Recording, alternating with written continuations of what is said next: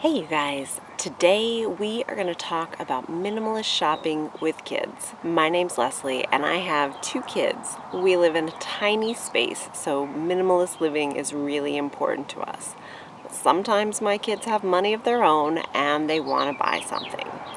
We have a lot of conversations around this so that we can stay within the lifestyle that we have chosen to live. I have one daughter who is a natural saver and a natural minimalist, and she's regularly going through her things and making sure she doesn't have too much or doesn't have a bunch of things she's not playing with or using. But I have another daughter who loves her toys and constantly wants to buy new ones. In fact, sometimes I feel like she forgets about the ones she has at home because she wants the new ones. So the conversations are one of the most important things that can happen. We have these conversations before we go to the store, we have these conversations when they get money, and we have these conversations while we're in the store.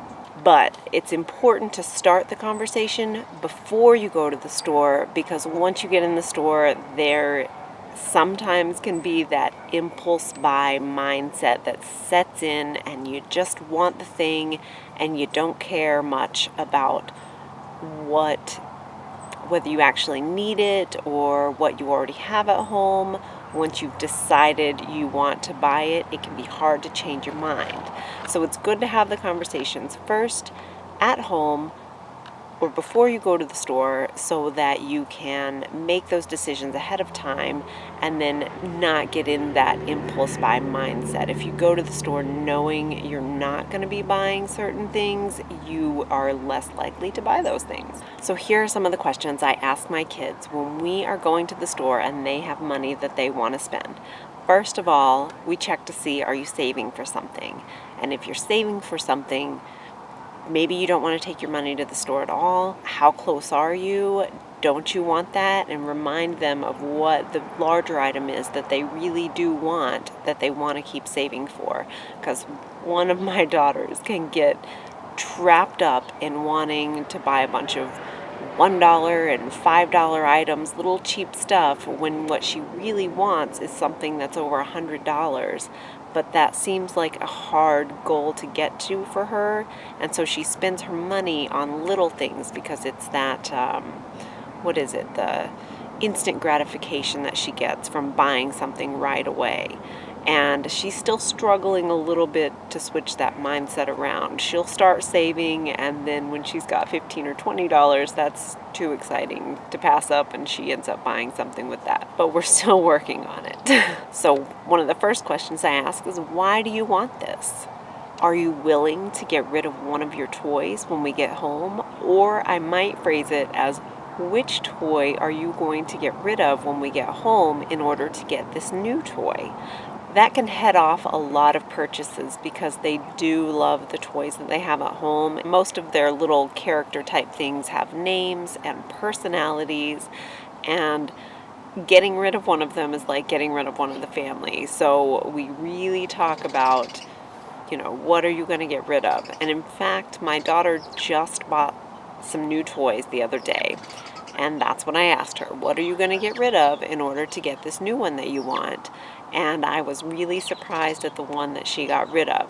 I was happy because it was a big doll with messy hair, and I'm good that she got rid of it. I agreed to let her buy the new ones because she was willing to get rid of this one large doll. But she has been really attached to this doll since she bought it, and I'm surprised that she was willing to let it go. A huge one for us is, where are you going to put this? Now, because we live in a tiny space and we have very specific places for toys, and that's one of the big parameters around the toys, is that everything has to fit in the space that is designated for toys. So when they're going to buy something new, where are you going to put this?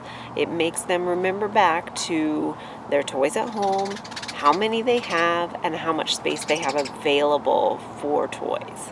I ask them, why do you want this, over and over again, because a lot of times I think the only reason they want it is because we're in the store seeing it. And I think that goes for adults too. If you don't go to the store and see something, you never want it. It's this false want when you're going out and just looking at things and seeing them and deciding you want them. It's easy to want everything that you see. We try to decide what we want before we go to the store and then go to get the specific thing. Always shop with a list, always shop with a purpose. Another question I ask them is, what are you going to do with this? Why is it that you're wanting to buy this item? And do you have something at home that already serves this purpose? They've been wanting to buy this craft supply for quite a while. And recently we went to the store and they were going to buy it. And they wanted to buy 2 separate batches. It's like air dry clay that they wanted. And they wanted to buy 2 separate batches. And I'm like, let's buy one and cut it in half, and then you can both use it, and then if you really like it, we'll go back and get more, because honestly, this is going to last for a really long time. We don't need to have a double batch of it at home. Let's just split it in half, then we split the cost in half, we split the item in half, and you'll still have plenty to last you a really long time. They fought me over that huge. They each wanted their own, but they've hardly used any of it, so I think I was right. And finally, one of the things we have a lot of conversations about is that some toys are garbage and never should be bought anyway. One example of this is we went to the store one day and they were showing me a Build-A-Bear stuffing station. This was a $32 toy, so that's a really big, expensive toy. And it's this big contraption made out of plastic, and it comes with like a bear, like a stuffed animal skin, and the stuffing that goes inside, and then all the stuff. So it's kind of crafty because you're putting the thing together, but basically it's this big plastic contraption that you turn the crank and it just puts the stuffing in the bear, which you can do with your hands. So we had a whole conversation about the environmental effects of something like this, that they have taken resources and made this big plastic toy, and once you've stuffed those bears, you're never going to use it again. It's very, very unlikely that you're going to continuously be stuffing bears. So realistically, if they want to make their own toys, they do not need a big plastic contraption to do that with. We don't have a place to put it. We aren't going to use it a bunch. It's really, to me, it's a big waste of plastic because nobody needs that. If you're going to make a toy, we will take scrap fabric and sometimes we'll even stuff it with scrap fabric too. So there are a lot better ways to make your own toy than that. That is basically a toy that was designed to make Build-A-Bear Workshop more money, and it's a waste of plastic. It's not worthy of your dollars. It's not worthy of the resources that were used to make it, and it's not something to even consider buying. So we will have those conversations sometimes. And if I have to, if they want something like that, I sometimes will put my foot down and say, no, I'm sorry, we're not buying that junk. Most of what they want, though, is little figures and stuffed animals. So the main ones are, why do you want this? Where's it going to go? Are you going to get rid of one of your other toys in order to get this toy? But have those conversations with your kids before you go to the store. Have those conversations often. We want to teach them how to evaluate what they're buying while they're kids. That way when they grow up, they have this sense of purpose with their shopping, because you always want to shop with a list and you always want to shop with a purpose.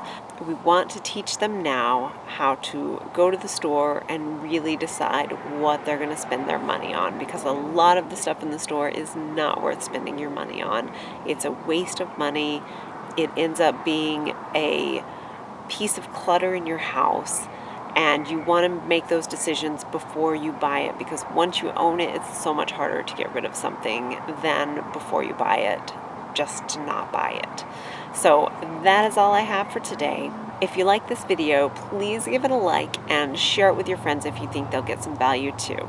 We all need to teach our kids how to shop like minimalists because this earth is running out of resources and we really need to take care of it and be mindful of the things that we're doing in our lives and the habits that we have. And we need to teach our kids these habits early on so that they grow up with this mindset of not being super wasteful and not just spending money on everything they see that looks cool for a second.